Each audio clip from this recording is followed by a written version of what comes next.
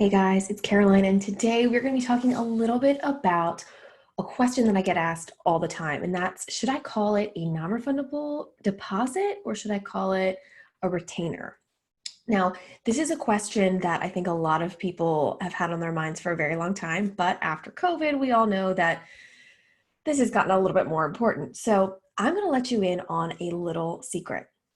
It really doesn't matter in the end what you call it, as long as it's set up correctly. Now, I'm going to say that with one caveat that I'll attach at the very end of this video, but for now, it doesn't matter what you're calling it, as long as you have it set up like liquidated damages. And when I say the word liquidated damages, that's one of those legal magic words that people really like to throw around and see in contracts because it actually really means something. It's a term of art.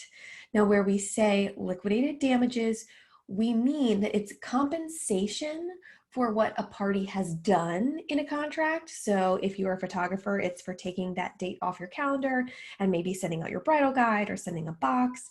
If you are a planner, it's for starting the planning process. If you're a venue, it's for blocking off that date for other couples.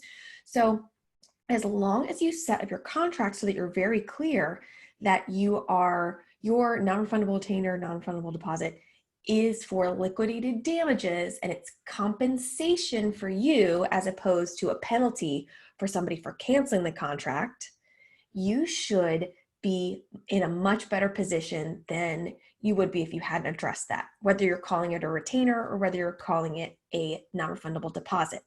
Now, all that being said, I like to write my contracts so that they are as easy as possible for a judge to look at and say, yeah, okay, I understand. That's what it means. And so I like to use the word retainer just because lawyers are very familiar with the word retainer. We know what it means. We know that as soon as somebody gets on our books, they pay us a retainer and we say, all right, I'm your lawyer now. Now you start paying me. It means I am just agreeing to be your person and that's why you're paying me money. So I will use the word retainer because I think it makes a mental connection with judges who were once lawyers because we know what that means. It's a very familiar term. Does it actually do anything? I don't know. Do I think it does? Probably.